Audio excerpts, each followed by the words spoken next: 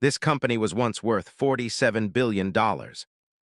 It was called WeWork, and at one point, it was seen as one of the most exciting startups in the world. Investors poured billions into it. Big financial institutions backed it, and Silicon Valley treated it like the future of work. But just a few years later, it collapsed in front of the entire world. So what actually went wrong?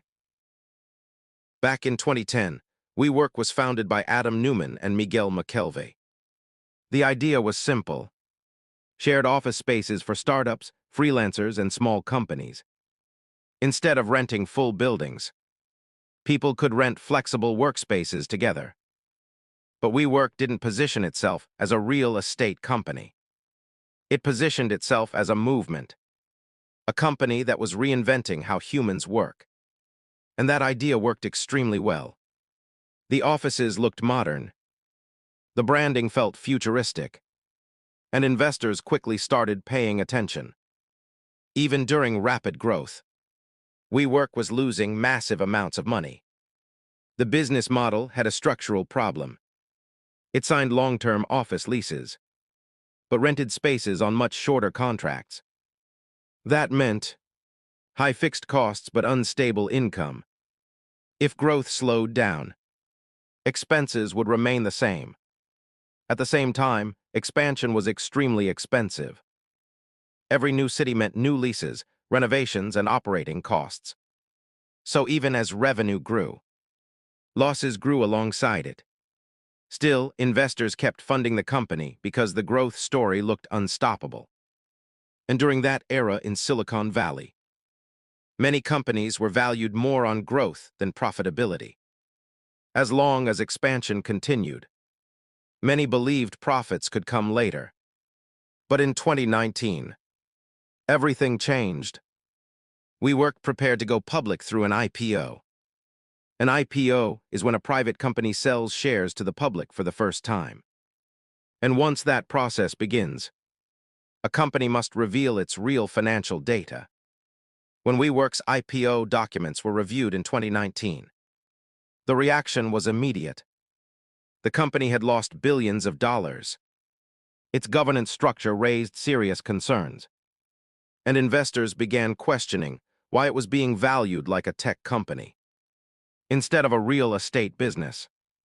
There were also concerns about leadership control and conflicts of interest linked to properties connected to WeWork.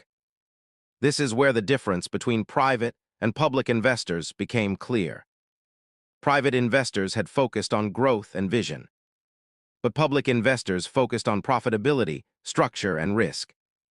And once that shift happened, confidence collapsed quickly. The IPO was pulled, and WeWork's valuation dropped sharply.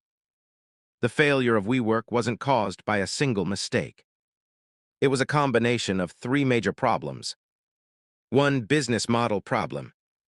WeWork had long-term fixed costs, but short-term unstable revenue. That structure made it extremely fragile.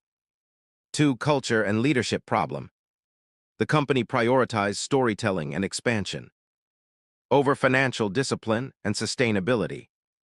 Vision became more important than execution. Three, investor hype problem. Massive funding from firms like SoftBank created a feedback loop. The more money it raised, the higher its valuation climbed, even before real profits existed. The collapse of WeWork became a global lesson in startup history. It showed three important truths. Growth does not guarantee success. Storytelling cannot replace fundamentals. And hype can distort reality for years, until the market corrects it.